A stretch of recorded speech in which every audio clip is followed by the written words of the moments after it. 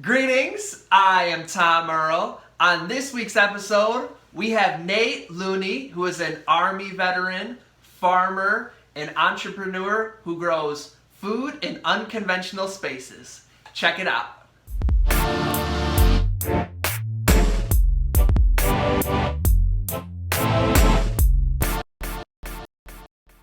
Greetings, everyone. Welcome to the celebration. It's an honor and a pleasure to be here. We know you could be anywhere, so the fact that you have joined us here, we appreciate that, we honor that, and we are thankful. Sitting next to me, you might be wondering, I see you're not alone. It is true. I have the amazing, the brilliant, the awesome Nate Looney sitting next to me. How's it going? It's going well. Happy to be here. Nice. And Nate's super awesome. He is an urban farmer, urban gardener? Urban farmer. Urban farmer. And we know each other as well because we did a program called New Ground together. So you'll get to hear all of that as we go through this. What would you say is your elevator? Who are you? What do you say? We're in an elevator and we have 30 floors. Wow, 30 floors. That's a tall building. Let's see. If I got 30 floors, I might really go into something. But what would I say? Who am I? I am, I would obviously say that I'm an urban farmer and Army veteran. And I grow food in unconventional spaces using new technology. I like that. It sounds like you practiced this one. You had this one already unlocked. You know what? And I'm an entrepreneur. Every entrepreneur should have their elevator pitch ready for that time that they do actually get into an elevator with somebody. It may never happen, but if it does, you want to just have it in your brain of like, what are those points that you have to absolutely hit? And those are it for me. So. How long did you have to live until you had that? Wow. It was a while. I think it's only been in maybe the past year and a half, 2 years that I've had it just like really succinct as to what it is that I do. And that's also because it's taken me a while to develop what it is that I'm doing. When I got into agriculture, it was like, okay, I'm going to get into agriculture. I'm going to get into farming. Okay, well, what are you going to do in farming? I don't know yet. I just know that I'm going into farming. So it's sort of like as my business has started to mature, the idea of what it is that I do has come along. So by jumping in head first into some cold water. There we go. And is it true you get used to it? Like jumping into cold water, you get used to it a little bit? I don't know if you get used to it. You might know what to expect, but I don't think you get used to it. You know, there's no getting used to that feeling, but you just know that, okay, I'm getting ready for this feeling that it's going to be somewhat uncomfortable, but I'm going to do it. That's awesome. I think that's more along the lines of how that goes. So you said Army vet, and what was the second thing before someone who grows in unconventional spaces with modern technology? What was the middle thing? I think it was that I'm a farmer. Yeah, I think that might have been what it was, is that it kind of went in between and weaved it in. But mostly urban farmer and entrepreneur. Okay, so, awesome. Yeah. Well, we'd like to hear what's a story that led you to each of those. So let's start with the first one, Army vet. What's a story that you can tell us that led to that decision? There are a couple of things that led to that decision.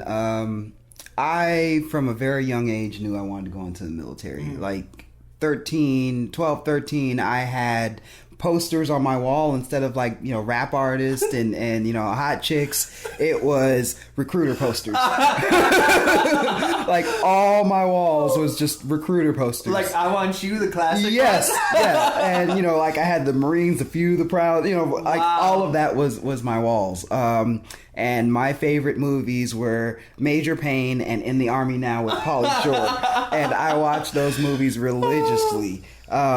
So from a very young age, I knew that I was going to go the Army route. And then graduated from high school and did a year in college. And then was like, yeah, I think I want to go into the military now. And so dropped out of school and joined the military. And this was June of 2003. So we had just gotten into the Iraq War and had no business getting into the military at that time, but I went ahead and did it, and very grateful for the experiences I had during those 8 years that I was in. So, how did you decide on Army? Because you said you had posters of all of them. Yeah, you know, my brother's in the Coast Guard, and I knew I didn't want to go in the Coast Guard because it just didn't really appeal to me. I love the water. I spend as much time as I can now on the water, but for me, the Coast Guard didn't really do it for me. The Navy just, I love the Navy, but it just didn't speak to me in the same way. I didn't want to be stuck on the boat at that time. There are some ideas that people have about Marines, and I felt that I didn't quite fit the category for that. Okay. And it's not quite true. I know some amazing Marines, but there's a idea that Marines aren't the most intelligent, which isn't true. I didn't know that. It isn't true, but there is this idea, and because of that stigma at the time, I was like, oh, I can't go into the Marines. And then Air Force, people just make fun of the Air Force. And this is the Army talking right now. People make fun of the Air Force, and I was like, yeah, I don't really want to go in the Air Force. That's going to be boring. Who are the hard chargers? And that was the Army for me.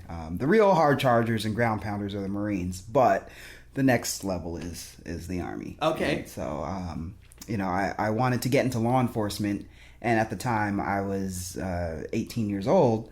And you have to be 21 in order to carry a weapon. And I was like, well, what better way to build my resume than to become military police? Nice. And so I went. Okay, that's what you did? Yeah, so I went and was military police, 31 Bravo. That's awesome. So, yeah. Is there any lessons that prepared you, or any leadership skills you learned in the military that prepared you for becoming an entrepreneur and urban farmer? Absolutely. There are two things. One of them is the idea that you don't stop until the mission is complete. And when you're in a business, it's like being in the thick of it, and you just don't. There are times where you just want to say, forget it. I want to go do something else. But in those moments, I still know that, like, okay, there's something called the Soldier's Creed. And one of the things that it says in it is, I will never quit. I will never leave a fallen comrade. I will always put the mission first. And so for me, in those moments, like, that's what just automatically comes back into my mind. It's like, okay, I will never quit. Let's hit it again. And the other thing that sort of has stuck with me is the idea of integrity. Integrity is really, really big in the military, and what you do when no one's looking matters more than what you do when you're in front of 200 people. And when you're running your own business, there's nobody looking. If you show up to work late, your boss isn't going to get mad at you. You showed up to work, you're your own boss. And so for me, it's like in those moments that I'm like, okay, this is how you prepare yourself for the next level. And by doing all that you can now is what's going to prepare you for the next level. And it's the same thing in the military, where it's like, if you're running, you have a 3-mile run and there's nobody around you, well, you might be able to start walking. Nobody's going to see if you walk for 2 minutes, but your body isn't going to be prepared for whatever mission comes later. And so it's the same sort of mind frame, taking that into my business. That's awesome. I resonate with that so much. When I first transitioned from being like a low-level manager to the CEO, where I was like, there's no one to show off to or impress or have them tell you you're doing a good job. It's just you. Yeah, that is true. Yeah, there are very few attaboys when you're an entrepreneur. You just gotta keep grinding, and then something will come out of it. Not every entrepreneurial endeavor is successful, but the lessons that you learn in that endeavor are what carry you forth into your next business. This is my third business. I got out the military and became a real estate agent. Oh, really? But I became a real estate agent in 2009. I got back in 2009. When I left the U.S. to go to Iraq, we weren't in a recession. Yeah. I came back and we were in a recession. Yeah. Because of the real estate market. Yeah. And so here I am, like, all right, I'm gonna stick it to it. I'm gonna be a real estate agent, and The bubble burst. It was already. There was no more bubble. It was residue.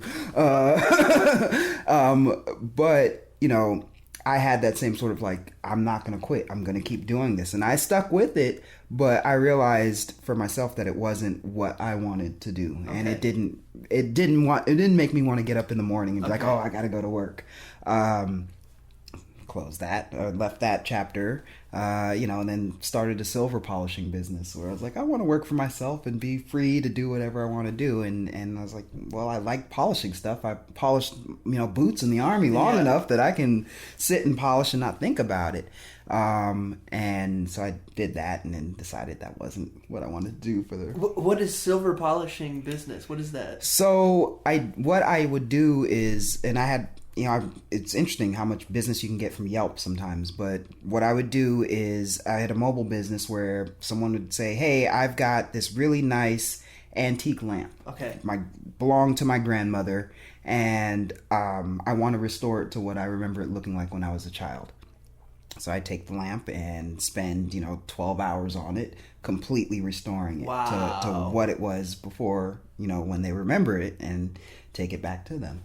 And so that's kind of what I would do. And sometimes I'd get over to somebody's house and they'd be like, oh, well, I just want you to polish these two things. And then they say, hold on. I got this whole other box of stuff over here. I've got the silverware that I need polished, and I've got this plaque over here. And hey, how about this brass? Can you polish that too? And, so I would, polish people's stuff, and, I'd take it all back with me and then polish it and then return it to them. And so it was a really cool business, but it wasn't something that spoke to me. Yeah. And so I shut that down. Okay. And so now I'm in this phase of things, and I have my farming. And I started that. I started Westside Urban Gardens, my business, the day after I graduated from school. Started the LLC and everything. And so that was 2015. And so this has been something that's been a progression and continued to build. Wow. So that's right around when I met you. Yeah. Okay. So let's leave them in suspense a little of why you started farming. Yeah. And talk about where we met. Sure. So we met at a program called New Ground, mm-hmm. Where it brings 10 Muslims and 10 Jews together for 9 months, meet about twice a month. And we talk about interfaith, and eventually culminates in the dialogue on Israel and Palestine. Mm-hmm. What brought you to that program? For me, it was that I wanted to see a different perspective than what I was immersed in. And that's twofold. One, I was going to school at American Jewish University, so my world was Judaism. And then also I was coming from a military background. With, veteran status. So I'd spent time in the Middle East. And for me, it was like, I want to go and be in a group of people that are completely different from me. And all of us, they really did a good job of making sure that everybody that was in the program had a different story. Because I was like, I want to see what some of the other perspectives are and get a better idea of what the whole picture looks like. And so for me, that was what really kind of spoke to me about the program. So that's awesome. Yeah. Yeah, we were roomies. Yeah. Yeah, that first retreat. Yeah. So. And did you feel you got that out of it? Yeah. I absolutely did. And I realized that it wasn't just getting to know people and getting to understand them. What they've done with the program is really build in the communication aspect of it, and being able to talk about difficult things and still keep a level head and hear the other person at the same time. Being hard charger military, it's like, hey, if I say it's blue, it's blue, and I don't care what you think. You know, that's just what it is. And so it was really good to sort of learn those tools and practice them. Talking about difficult topics. Yeah, having that dialogue. Yeah. That's awesome. So I know during mine that you had ended it, made the tough decision to end it, and go to a program. Yeah. So then let's ease people's anticipation. Talk to me about, so 2015, it's about when we met. Yeah. What led to the motivation or the inspiration to dive into this third calling that you were looking into? So, I think when we met, it was right after I had gotten back from Denver from the program, Veterans to Farmers. Okay. I did a controlled environment agricultural program. And I knew when I went to that program that I wanted to do something called aquaponics. Okay. But this program was sort of like a precursor for me to doing aquaponics. So I got back from that program, and maybe 2 days after I got back from the program, found out about an internship at an aquaponic farm. At the time, it was the country's second largest aquaponic farm. And I was like, this is what I want to do. I've got to apply for this and jump on it because this is going to be an amazing learning opportunity, and I have to make the most of it if I can get it. So, it just sort of like things line up for you when you allow them to. And it really was like, okay, I got back from that program, got into this program. And then that being in that program sort of solidified for me that this is the direction I want to be on right now. Because it was 3 months of living, eating, and breathing commercial aquaponic farming. So it's just sort of like it's almost like an intuitive thing where it's like I'm in these programs, or I was in that program and I was like, this is exactly what I need to be doing right now. And sometimes there would be little things that would be a click. So for example, in high school, I was horrible at math. Like when I say horrible, I failed geometry twice. Wow. And I was a pretty decent student in other ways, but math I couldn't understand theorems to save my life. Yeah. I go into this greenhouse and they say, okay, one of your assignments during this internship is to build your own aquaponic system. And I had creative license to build it however I wanted to. So I was like, okay, well, I know vertical is very important. So I was like, okay, I want it to be at this angle. So now I'm calculating angles, and I'm like, wait, I couldn't do this in high school with teachers and tutors trying to explain it to me. I just look at this and I intuitively understand what's going on. If somebody had given me this to do when I was 15, I'd have got it the first time. And so for me, it was like, all right, well, there's more than just planting seeds when it comes to farming, and there's other, scientific aspects that spoke to me. And so it's just kind of like, yep, keep going. You got the right path. So it sounds like a lot of it starts with intuition, where there's this feeling and you trust it, and then you immerse yourself in it to see, do I like it? Yep. And it sounds like this one's stuck. Yep. I mean, it was the same way with the army. I mean, the army was a little different. I feel like that was like a dream to go into the military, and I'm in boot camp and I'm smiling while we're doing push-ups. Like, yeah, what are you smiling for? This is what I want to do right here. But this has just sort of been one of those things where it's like, yeah, it's been a constant thing. Something else that sort of, I constantly think about is the fact that I'm a 5th generation farmer. Wow. Right. That is awesome. Right. And your DNA. It's embedded in my DNA. And people of color sometimes like to not talk about it, but it's real. It's in our DNA. My family still has a farm in Louisiana, and that my cousin runs, and he's the real farming expert because he's been doing it since he could walk. And his father ran the farm before he passed, and it's on and on. Like, this is the farm that my grandmother grew up on. My dad lived on for a time. My grandmother's grandfather is the person that started it. Wow. And it's still in our family today. So it's like, even when I have these challenging times, I'm like, well, he was doing this without the technology in terrible Louisiana weather. But it's sort of those sorts of things. That... Your grandma's grandfather? Yep. So what year do you think that is? Your grandma's grandfather? I think this was like maybe, I want to say like maybe 1902, maybe even before. Well, it'd be before then.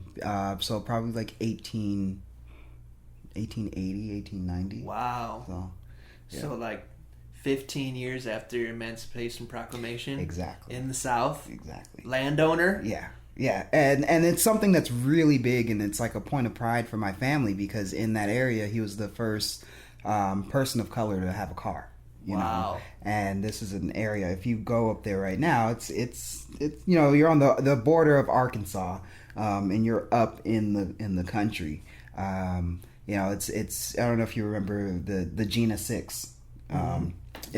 So we're talking up in that sort of area. So it's a really big thing that, you know, here's someone whose parents were slaves was able to, you know, use his entrepreneurial talent and, you know, just, you know, grit and create this, you know, long-standing legacy for our family.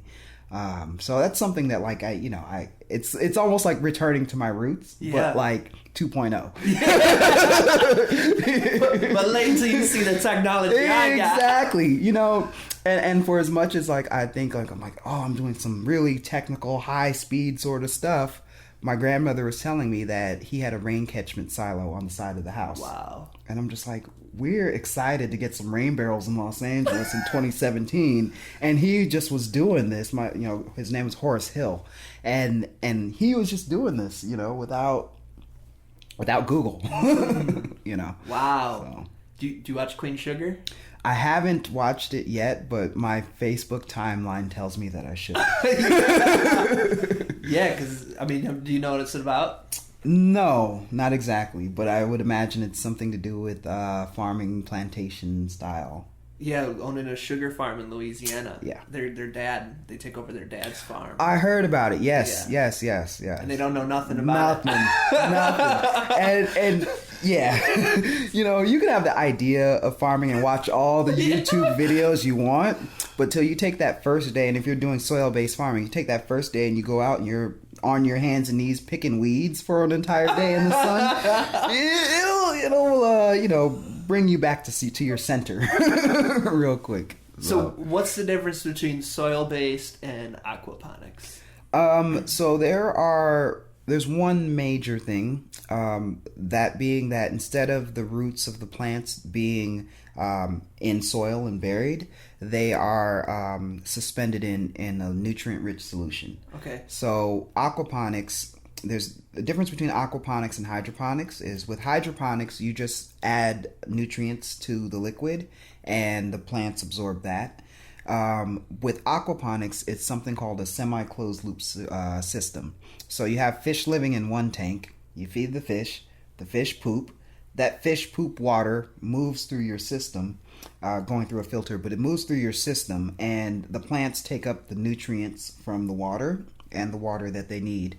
And then by doing that, the plants clean the water and it cycles back to the fish. And so it's a system that continuously cycles.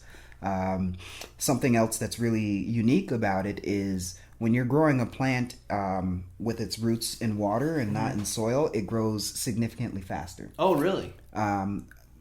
There's you know, nobody says for sure, but the industry number is 50% faster. Wow.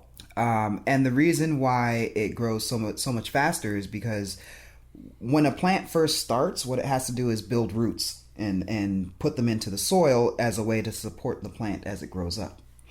If the plants are smart, if the plant realizes that it doesn't need to make roots in order to support itself, it only sends out enough roots to take up water and nutrients, and then it redirects its energy to growing up. So it's growing faster because it doesn't have to make root mass. The other thing is that with aquaponics in particular is that it uses about 90% less water than soil-based growing. Wow. Even though it's in water. Even though it's in water. Now, there's reasons why. With soil, you water it, the water goes down into the roots, and then it keeps going. And then you have to water again, and the water keeps going. With something where you have a closed-loop system, the water is contained. The only water that comes out of the system is through transpiration. That's through the plant taking up water, and evaporation. If you have all of the open water surfaces covered, then you limit the evaporation. And so you're not dealing with water just evaporating all the time. And the only water that's really being used is what's being used by the plants. So it's significantly less water and you can grow in smaller spaces because I don't need 3 acres of land to grow what I need to grow. I can grow 18 heads of lettuce on a floating raft that's 2 feet by 4 feet. Wow. So that's an 8 square foot footprint, and I'm growing 18 heads of lettuce, and I can do that in 1 month on one raft. Month and a half depending on your weather conditions. So there's a lot to aquaponics that separates it from soil-based growing. Often, these are all the great things. Often something that people will say is that the food or fruit in particular, fruit being tomatoes and cucumbers, the flavor is different with hydroponic and aquaponic versus soil-based.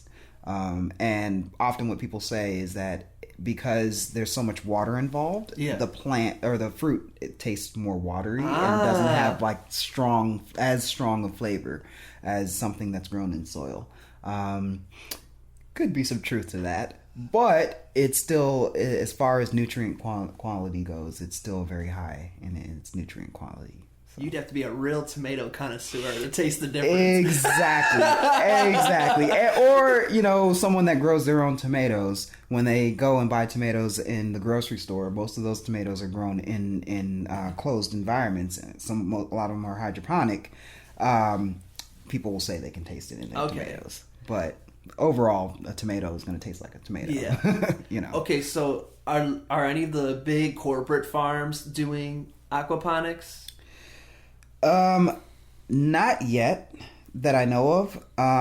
Some of the biggest players, like one of the biggest people in aquaponics and sort of someone that I look as like, that is the face of urban agriculture is a man by the name of Will Allen. Mm. And Will Allen has a farm and nonprofit organization in Milwaukee called... Oh, where did you say what? Right? I know, right?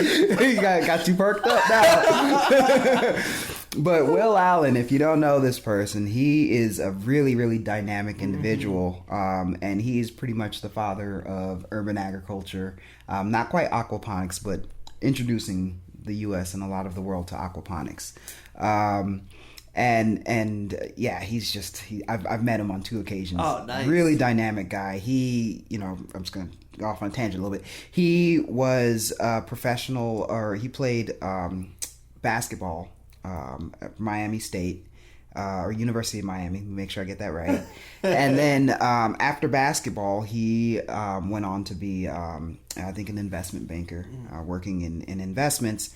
And then after that, decided I'm going to go into farming. And pretty much, decided that, Milwaukee, urban environments are where the food is needed. And that's really where there's the most disconnect with nutrition. And so, he's sort of built this amazing organization that not only is providing significant amounts of food, and as far as pounds go, but, nonprofit educational programs for local youth. And on top of that, a lot of the technology that he's developed in his farm is being used, all over the world. In particular, most people do not incorporate soil with aquaponic farming because it can be a little messy, but he does. So I do. My microgreens are grown, in recirculating system, but they're planted in soil. That's awesome. So it's one of those. He's just growing power. I mean, I'm from Milwaukee, right? So I got my partner at the time. She was living in. They built these in the inner city, these really nice houses that were rent controlled. And then below them, they had businesses. And one of them eventually became a place where they sold growing power. And they had growing power farmers markets. So I got to live in one of those. Nice. So, he's a big hero in Milwaukee. So exactly. I was waiting for it. Yeah. So he's a really, really big player. Just an amazing, genuine individual. I've can't say enough awesome things about him. But another farm that's pretty big is Ouroboros Aquaponic Farms, and that's where I did my internship in Half Moon Bay, California. And they have a really significant operation. They sell to local restaurants in the Half Moon Bay area, San Francisco Bay, closer area. And yeah, they're doing some amazing things. They also do some educational stuff there as well. But as far as just volume of produce that they're able to put out, they're just really doing some significant things. That's awesome. Yeah. So tell me about the entrepreneur aspect of your business. So you own a farm, so you own the farm. Yeah. Okay, talk to me a little bit. And then you use aquaponics with some soil. Mm-hmm. And what do you grow? What are your is it okay to call them products, or is that crops? Okay, crops. We'll call them. They are products, but my crops. I right now grow 19 different types of microgreens. Okay. And I also do leafy greens. Okay. So full size leafy greens like basil and things like that. And I think we got, for folks who haven't seen it before, you brought some of your microgreens. Yeah. You grew these, right? Yep. You wanna? I'll help you out there. Yeah. So these guys right here. Hold it up for the camera. Here we go. This is what. Yeah. You check that out. And there's folks who are going to be listening on the podcast but can't see it. So can you describe what we have? So I can describe exactly what we have. There we go. This is a Genovese basil microgreen. And what a microgreen is it's one of the earlier stages of the crop. Oh. So when you first start a seedling, often people will think of sprouts that you buy in the grocery store. And that's not quite at this maturity level. That's about 2 or 3 days younger than this. A sprout is? A sprout, yeah. That's just when it comes out of the seed, That's just right? when it first comes out. So what a microgreen is the first 2 leaves that come out of the plant. That's what people eat. And what it is it's really high in nutrients and it's really high in flavors. Take a taste of that. This. Here we go. Yeah, I'm gonna go with 1, 2. Oh yeah. So it's really strong. You taste that basil. I can have my eyes closed and see basil. Yeah, it's really, really strong. And so, people like to use, like, for example, basil's really good for caprese salad. Mm. If you had full leaf basil, it would taste good, but it wouldn't be as potent as the smaller version of it. The next stage in growth would be once the first true leaves come out, and then at that point, it's no longer quite considered a microgreen. Depending on where your market is, they won't consider that quite a microgreen. And then the next stage of that would be petite greens, and then you have your baby greens, and then your full size greens. Why are microgreens so nutrient? I would think that the longer that they grow, like fruit, the more fruit hangs on the tree, the more. How come it's so? Well, so we're not talking about fruiting plants, because a fruiting plant you wouldn't necessarily eat the plant itself. You would eat the fruit. With leafy greens in particular, each seed of any plant has nutrients in it for that plant to grow. So when you're eating a crop at this stage, what ends up happening is you're getting a concentration of those nutrients in these smaller leaves. If you let that plant grow to full size, those nutrients are diffused throughout the entire plant. So you have to eat more of the plant in order to get the same nutrients. There it is. That's it. That's cool. So in particular, there's some varieties that I grow that are considered superfoods. Something like red clover is considered really high in nutrients, high in vitamin C, high in magnesium, also good for your lymphatic system. Nice. So people will take that and juice it or put it into their salads or sort of try some sort of way to incorporate it into their diet. So that's kind of more or less what the microgreen is. There are so many different varieties of microgreens. Right now I'm only doing 19, but that includes 4 types of radishes, 2 types of mustards. I'm doing broccoli, kale, and the thing about it is when you eat broccoli as the crown, you eat broccoli, it tastes like broccoli. You wouldn't think that the actual plant tastes just like the crown does. It does? It tastes just like it. And it's also high in vitamin C. But, those 2 leaves, when someone is in the market and they pop it in their mouth, they're like, wait, that really just tastes like I ate a piece of broccoli. I'm like with your free samples, right? Yeah, you did eat broccoli. Wow. Yeah. So and so okay, so you grow it, and then how do people buy it? Where's your market? So right now, I'm selling it in three farmers markets in the Los Angeles area. Westchester Farmers Market Wednesdays, La Cienega Thursday evenings, and then Venice Farmers Market Friday mornings. So pretty much people walk around in the farmers market and then they see this table of something that looks like ground cover. And they're like, oh, wait, I have to eat that? And I'm like, yeah, here, try it. Do you want something spicy? And usually people are like, what do you mean spicy? It's green. That doesn't make sense. And then I hand them some Ethiopian mustard. What? And they're like, that tastes like wasabi. So I do something called harvest to order. Okay. So after somebody comes through and tastes the different varieties, they say, okay, I want Rambo radish and I want some, yellow mustard. And so I harvest it right in front of them and it goes in the clamshell just like, what I just had in my hand. And they take that home and enjoy it in their various ways. I also sell to local restaurants. Mm.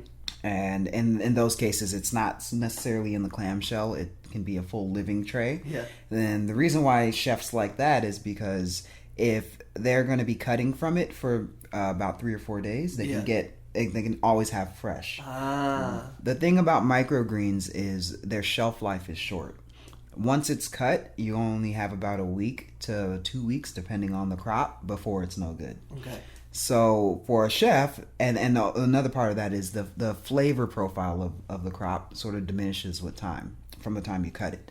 So with a chef, if they take a full tray, they can just cut what they need for those dishes and leave the rest of the tray living. It keeps growing. It keeps growing. I mean, they only have about a week of when they can cut it before it's no longer microgreens, depending on the variety. But really what it is just having that fresh. How many things do you eat where it's just harvested? Yeah, you just cut it and you just eat it. Just cut it, right. So those are the main ways that people are able to access my microgreens. In the coming months, I'm going to offer to a few CSAs, and so that's kind of like in the pipeline. I know what those are, but for the folks who haven't heard of that. Yes. So a CSA is pretty much a community. Why am I forgetting what the acronym actually means? But pretty much you pool with other people in a community, and those funds are used by an organization to source crops from a variety of farms. And instead of having to go to the farmer's market by yourself and figure out what you want, there's this nice box of beautiful produce that shows up for you, or you go pick up. And it has local produce that's also very seasonal. So. Yeah, different each week, and so you got to figure out what to cook. Exactly. Sometimes you might get, around this time you might have too much zucchini, but that's okay. It depends on your taste. So yeah, that's something that's coming down the pipeline. Okay. For the farm. Got a couple more questions for you. Are we still cool? Oh yeah, we're good. Okay. So for me, my product is all digital. So I don't have to worry about it expiring except for people's tastes. Mm-hmm. What's it like having a product that expires? I mean, you said a week shelf life. So once you cut it, you have a week before you have to eat that loss. Literally. It's not even just that, because for me, I don't cut until somebody purchases it. Okay. So it stays living in its tray. But what's more time sensitive for me is planning when to plant and when things go to market. So, for example, something like a sunflower sprout or sunflower microgreen, there's a very short window from when it comes out of its shell and germinates to when it has to go to market. Its optimal maturity level, from its optimal maturity level, I only have about 2 days. So if I don't plan properly and I seed a little too early, by the time that tray's ready, I don't have a market to sell it at. 2 days later, it's gonna go to compost. I can't use it. Particularly with sunflowers, their true leaves have a a little bit of a hairiness to them, Yeah. and the fibrousness. And so you can't eat it because it's just, you know, like taking a bite of cat fur. You know, you don't quite want it. It's not good. I've tried. I'm like, well, maybe I can sell these. No, I can't sell these. You know, they just the texture changes in the plant. So for me, that is the most time sensitive thing, is planning the crops, when to plant the crops. And it's not just looking at a calendar and saying, okay, I have a farmer's market on this day, so I need to plant this day. I also, because I operate in a greenhouse and not in a warehouse, I have to pay attention to the weather. If it's really hot, then I know that my radishes are going to be ready 2 days earlier than they would otherwise. By being ready 2 days early, that means that my window of when they can get to market is even smaller. So it's more along the lines of mapping that stuff out. And really what it is really diligent note-taking and logs. Like, I keep records of what day I plant things, you know, how many trays I plant, when they come out of the system. If there's any sort of deficiencies with the tray, I write all that stuff down, because, you know, times like now I can go back and say, okay, well, last time we were in a situation where it was 95 degrees outside, how are my crops performing? And so I can look back and say, okay, well, if I plant this day, then I know I'll have X amount of days to get it to market. Nerve-wracking. Yeah. You know, because if you take your finger off the pulse of it for 1 or 2 days, Yeah, you know, I want to read a book a little more. I want to binge watch a TV show. Nope. Well, yeah, and for There me, goes your crop. because of Shabbat and Jewish holidays, I'm an observant Jew. It's really kind of challenging to know that, like, okay, here's Passover, so I'm going to be missing 2 days from the farm, 2 or 3 days from the farm, and then I have Shabbat, and then I'm going to be missing 2 or 3 more days from the farm. All of that time, the crops really do need to be watched, and so it can be a little challenging to navigate those things as you know, as a solo entrepreneur in farming. So yeah, it can be a little dicey. I'm not going to say there aren't sleepless nights. You know, there are sometimes where it's like, what am I doing? But you know, it always seems to pan out. And you know, with agriculture and doing urban agriculture, at the end of the day, if I have a crop loss, I just tell people, hey, you know, this happened. I lost half my crops this week. I only have this to offer because these particular varieties weren't ready or they died off. And you know, you keep pushing. You know, it's not going to go to market unless I absolutely have nothing to sell. But you know, it's a continuous thing. And by continuing to do these sorts of things and push myself, I mean, I adapt and learn how to overcome situations more and more. So seems like it must be fun, or maybe I'm just projecting, but to have your customer right there at the farmer's market. What's that like, working at a farmer's market? You know, that's the best part. And I think as my business matures, I still probably will try to make sure I'm able to be at one of my farmers markets, because there's nothing like handing somebody some microgreens and being like, here, try that, and seeing their face just light up like, what's a microgreen? Whoa, wow. Cool. I didn't think that was going to taste like Dijon mustard. Wow, that's really strong. Or, you know, like having those sorts of reactions. It doesn't get old for me.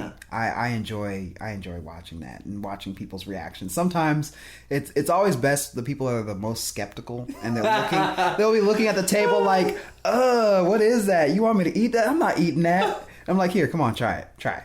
And then they eat it and they're like, that's so good. Wow, I wouldn't have expected arugula to taste that amazing. I don't even like arugula, but I like it now. That's awesome. So that's sort of, I mean, I enjoy it. That's cool. It's a lot. Working a farmer's market is a lot of work. It's a very long day. So, for example, my farm is located in Anaheim, California.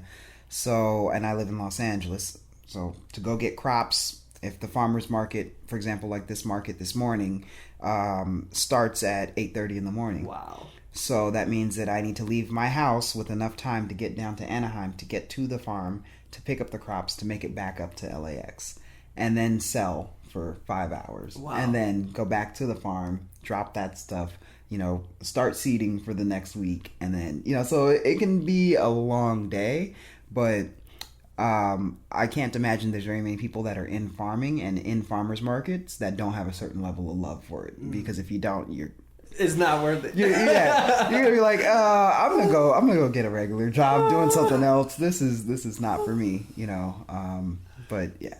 So let's talk about the urban aspect of the farming. Mm-hmm. I know for me, I grew up in a farm town. Like the kid in our class would get picked on because his dad's tractor made me late for class. You know what I mean? Like, or you said zucchini. I think of everybody giving away zucchinis. Exactly. But I haven't thought of the last person. Some people give me oranges from their tree, but it doesn't seem like people even have gardens in their backyard here in LA. There are people that do. So aside from my greenhouse, something else that I do is backyard farm consulting. Okay. And what that is helping people set up backyard farms and backyard gardens. And so there are more people growing zucchini than you think. It's lucky for you they're not your neighbors. But yeah, urban farming is an amazing thing because here what you're doing is you're taking a space where people aren't even thinking about growing food. They just go to Whole Foods and saying, no, look, I can use this space and grow something nutritious and edible and reconnect people. Not always to the land, because if you're doing an aquaponic system, you're not in the soil, but it reconnects you to nature in a lot of ways. And when you're in an urban environment in a city like Los Angeles, you're on the go, you go to the beach, downtown, you're not thinking about the farms up in Oxnard.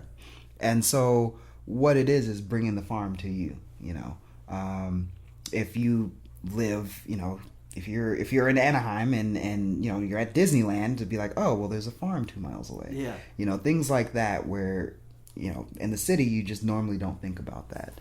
And it's really important, I find, for me to get kids reconnected with the land because and it's always entertaining when I see kids try microgreens for the first time because they're like, wait.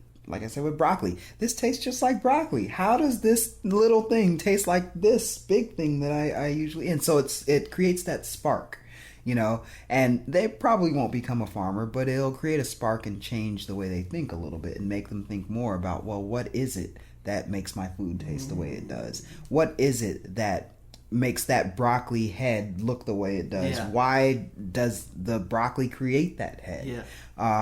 And so for me, that's like a really important thing. And another thing that's really important is food access in certain communities and food access in food deserts. What's interesting is that often people that live in food deserts, people of color in Los Angeles that live in food deserts, their families came from the South. They know how to farm. It's in their DNA. They don't have to have diabetes and high blood pressure and hypertension and things like that. They can be empowered and do for themselves and have nutritious food.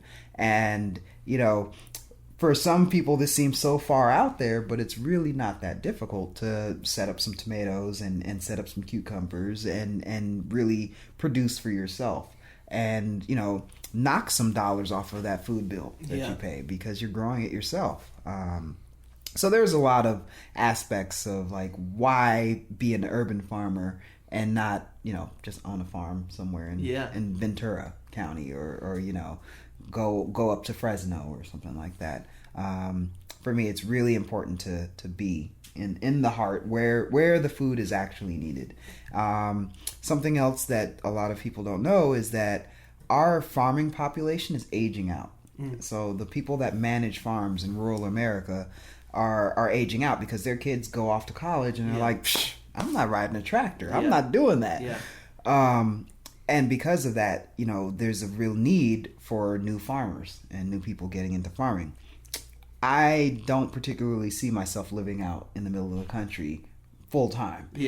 And because of that, I'm going to bring the farm to me, and so that's kind of it in a little bit.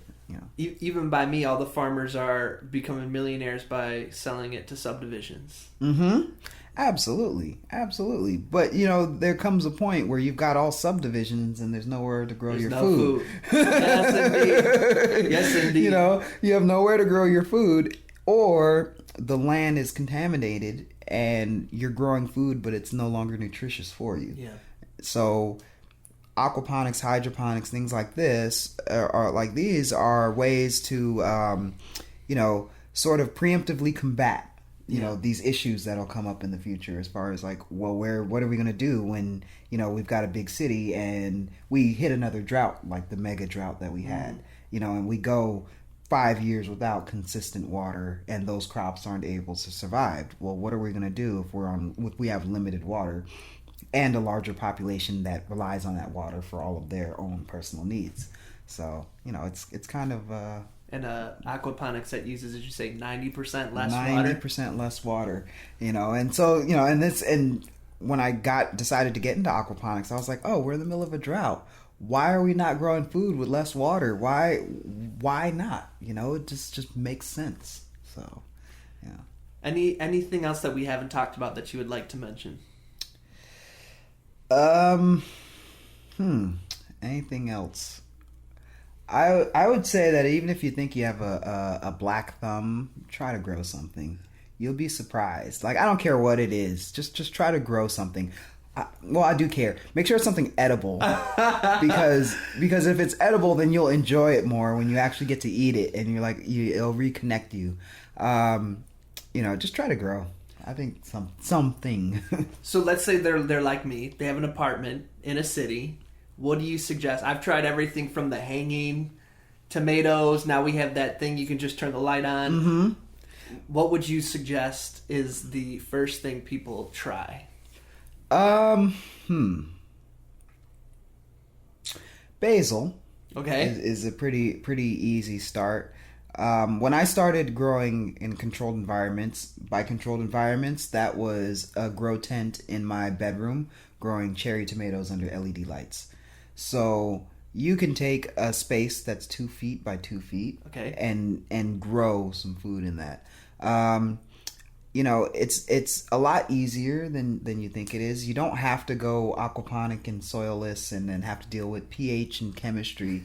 You can just take a plant with some soil and, get not even an LED light, but a fluorescent light, and put that over it, and just watch it flourish, And if it isn't flourishing, there are a million YouTube videos to tell you what's wrong with it and how to fix it. Nice.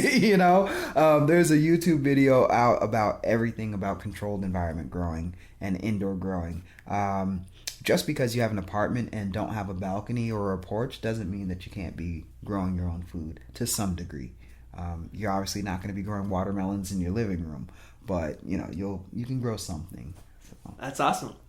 Well, thank you so much. This was a pleasure. Oh. I feel like it's many of my pathways in life, my farming background, so my life in LA, all kind of connecting. Yeah. I mean, thank you for having me. I mean, it's cool to talk about farming and this journey that I'm on. It's constant progress, and I'm excited to see where you go in your progress, because it's you're. I appreciate that. It's going up. Thank you. Appreciate that. So, yeah. Well, we're gonna end this, and we're gonna go have some delicious food, including some of the microgreens you brought over. So, where can folks find you if they want to say this was awesome, or they want to get some of your food, or what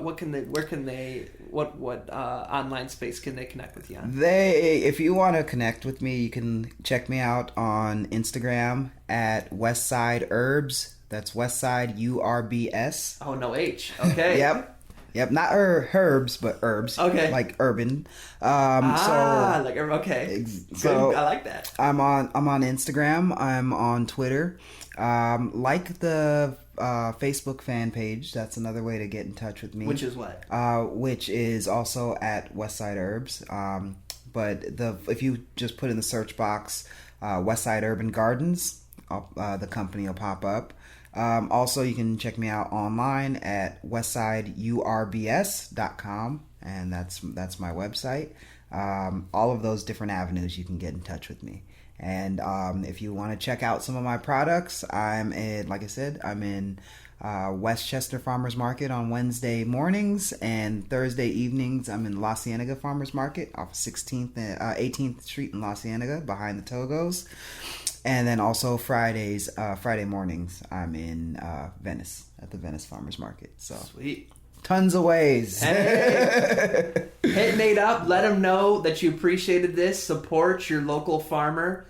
So very important. Just once again, thank you so much. And we want to thank you so much for listening. And as always, we're wishing you peace and blessings. Greetings, Tom Earl here. I hope you enjoyed that episode of The Celebration. I wanted to touch base because a lot of people have been having some amazing questions about the Celebration Academy. And so I wanted to give you a back-end perspective or a back-end insider's view of what is the Celebration. So the Celebration is an individualized learning platform where you get your own learning profile, and it has all of your lessons, your videos, your handouts, the MP3 downloads, everything you need right here on your own learning platform that you log into. And it's a 6-week course that, just like the podcast, it's a place for leadership, inclusion, and expression where we live as the best version of ourselves. Except with this, it takes a step-by-step systemic approach that builds upon each week so that you connect with your gifts and your purpose while taking your leadership, your expression, your communication, your relationships to the highest level of the best version of yourselves. It's a great program. As you can see, each week has 2 lessons. And they're in great sizes, 15 minutes each lesson, so that you can complete one lesson on the way to work and complete the other one on the way home from work, or however you'd like to break this down. So you can just go click right in. Here's your video. It's great. You can download the MP3, all your handouts. You can have comments here where your classmates or I can respond. It's great. And if you sign up right now, you're going to see right here that I include the achievement roadmap right there for you. At the same time, if you sign up right now, you get a one-on-one coaching session with me, which is going to be great. In addition, you get added to Leadership Makes Impact, which is a membership program where you get a free training every single month. So you can check that out all right here, tomerl.com/courses. Right there, you can enroll today. And if you'd like, we have a program called the Achievement Roadmap. It's a free 3-part course. Connects you with the tools, mindsets, and practice for stress-free time management and high-impact goal setting. So if you'd like, you can sign up for that for free just by going to tomerl.com/courses. Sign up for free right here, and then create your own unique, individualized user profile. Just enter your name, your email address, create a password, hit sign up for free, and you are in. Once you're in, it looks like this, and you have awesome stuff right here. Welcome each class, and you can download each one as an MP3 if you want to listen to it on the go. So I hope you consider doing that. And for all my artists out there, consider joining Art Makes Impact. It's a $10 a month membership program where you get access to all of the live and online writing workshops that I have done this year. And at the same time, I do exclusive writing workshops for Art Makes Impact members.